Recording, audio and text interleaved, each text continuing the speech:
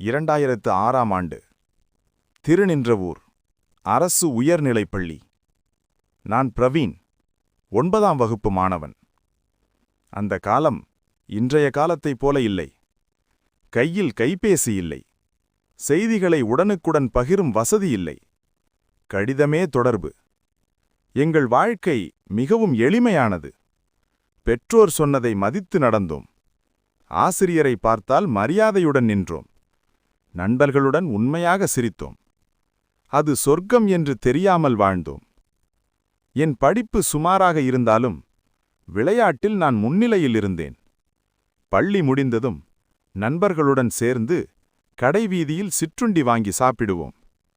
அந்த 10 ரூபாய் மகிழ்ச்சி இன்றைய 1000 ரூபாய்க்கும் சமம். ஒரு நாள் எங்கள் ஊரில் கோயில் திருவிழா. மங்கள இசை முழங்கியது. நிறமிழந்த விளக்குகள் பிரகாசித்தன. மல்லிகைப்பூ மணம் காற்றில் கலந்தது. அன்று விளக்கு பூஜை நடைபெற்றது. பெண்கள் அனைவரும் வரிசையாக விளக்கேற்றிச் சென்றனர். அந்த நேரத்தில் விளக்கின் மெல்லிய ஒளியில் ஒரு முகம் என் கண்களுக்கு பட்டது. ஆரஞ்சு நிற பாவாடை தாவணி, இரட்டை ஜடை, முழு தலைமுடியிலும் மல்லிகை.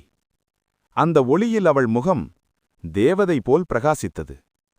அந்த நொடியில் என் இதயம் வேகமாக துடித்தது.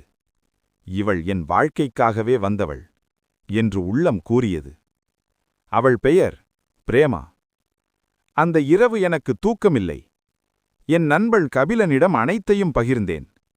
ஒரு வாரம் முழுவதும் அவள் நினைவு மட்டுமே. பள்ளியில் யாரிடமும் பேசவில்லை. விளையாட்டிலும் கவனமில்லை. ஆசிரியர்கள் கண்டித்தனர்.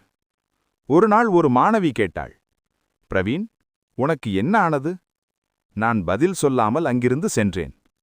1 மாதம் கழித்து பள்ளி ஆண்டு விழா வந்தது. மேடையில் பரதநாட்டியம் ஆட வந்தாள் ஒரு மாணவி. அந்த முகம், அந்த கண்கள், அதே தேவதை. அவள் வேறு யாருமில்லை, என் வகுப்பில் படிக்கும் பிரேமாதான். நான் அவளை ஊரெல்லாம் தேடிய முட்டாள். அதன் பின்னர் எங்கள் நாட்கள் இனிமையாகச் சென்றன. மதிய உணவை பகிர்ந்து சாப்பிட்டோம். பாடப்புத்தகங்களை பரிமாறிக்கொண்டோம். பள்ளி முடிந்ததும் சிறிது தூரம் நடந்து சென்றோம். எங்கள் கண்கள் பேசின, ஆனால் வார்த்தைகள் பிறக்கவில்லை. 9ஆம் வகுப்பு முடிந்தது. மே மாத விடுமுறை வந்தது.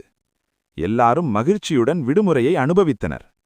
ஆனால் எனக்கு ஜூன் மாதம் வரவேண்டும் என்ற ஏக்கம். ஜூன் மாதம்.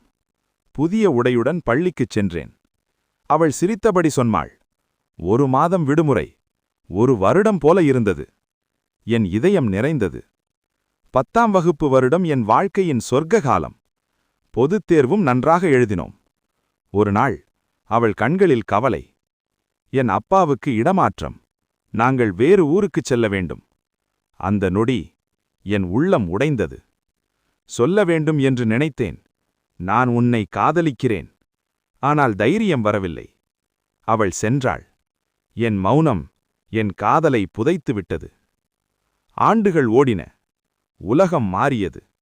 தொழில்நுட்பம் வளர்ந்தது. நான் வேலை பார்த்தேன். திருமணமானது. 2 குழந்தைகள். வாழ்க்கை நன்றாகவே இருந்தது. ஆனால் மனதின் ஓரத்தில் ஒரு பெயர் மட்டும் அழியாமல் இருந்தது. பிரேமா. ஒரு நாள் மின்சார ரயிலில் வீட்டிற்கு திரும்பிக் கொண்டிருந்தேன். என் அருகில் 2 சிறுமிகள் விளையாடிக் கொண்டிருந்தனர். அப்போது ஒரு குரல், உங்கள் பெயர் பிரவீனா? திரும்பிப் பார்த்தேன். என் இதயம் நின்றது. அவள் பிரேமா. அவளுக்கும் திருமணமாகியிருந்தது. அவளுக்கும் 2 குழந்தைகள். நான் கேட்டேன், குழந்தைகளின் பெயர்? அவள் சிரித்தாள். மூத்த பெண் பிரவீனா, 2வது கலையரசி. அந்த நொடி என் கண்கள் கலங்கின. ஆனால் நான் சிரித்தேன். 20 ஆண்டுகள் கழித்து தேவதையை மீண்டும் கண்ட மகிழ்ச்சி மட்டும். ரயில் நிலையம் வந்தது. அவள் இறங்கினாள். ஒரு பார்வை, ஒரு மெல்லிய சிரிப்பு. அதுவே கடைசி. சில காதல்கள் சேர்ந்து வாழ்வதற்காக வராது, நினைவாக வாழ்வதற்காக வரும். முதல் காதல் முடிந்தாலும் மறையாது. அது இதயத்தின் ஆழத்தில் நித்தியமாக வாழும். ஆச்சரியம் என்னவென்றால், பிரவீன் பிரேமாவின் காதல் கதை உண்மையாகும். இக்கதை பிடித்திருந்தால் லைக், கமெண்ட் பண்ணுங்க, ஷேர் பண்ணுங்க, சப்ஸ்கிரைபையும் பண்ணுங்க. தேங்க்யூ.